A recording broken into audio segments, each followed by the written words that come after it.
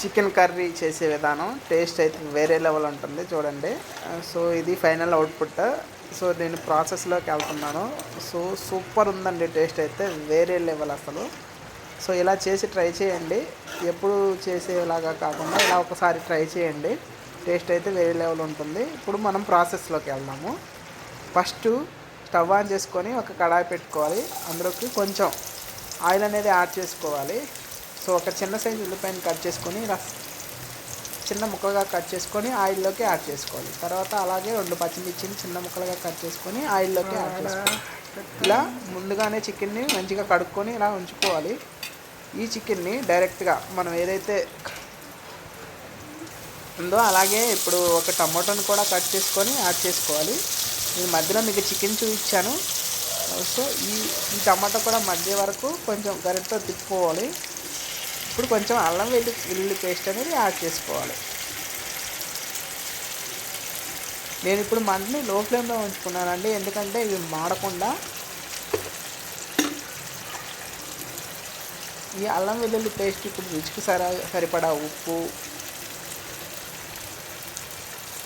Add చేసుకోవాలి. నేను ఇలా ఒక పావు స్పూన్ చొప్పున 3 పావు స్పూన్లు యాడ్ చేసుకున్నాను.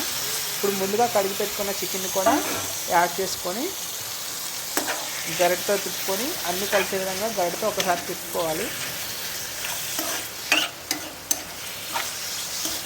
ఇలా గరిటతో తిప్పుకున్న తర్వాత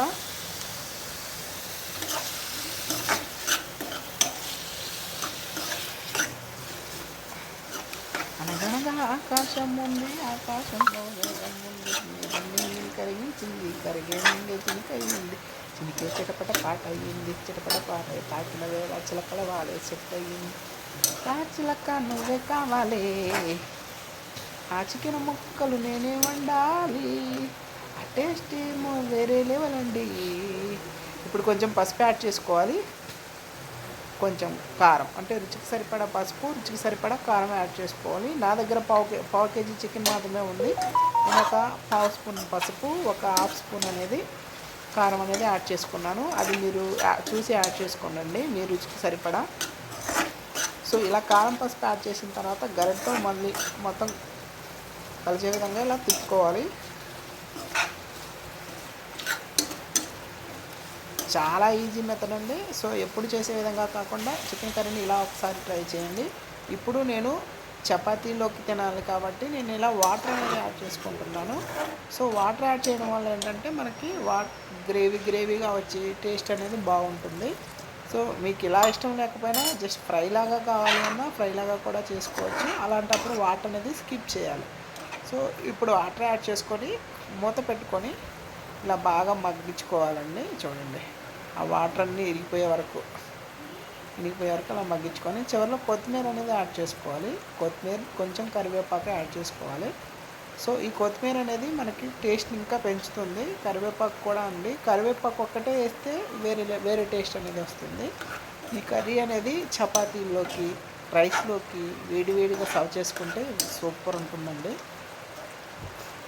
చూడండి, ఇలా వాటర్ ఎక్కువగా ఉన్నాయి అనిపిస్తే ఇంకొక 5 మినిట్స్ అట్లా బాగా ఉడికించుకోవాలి.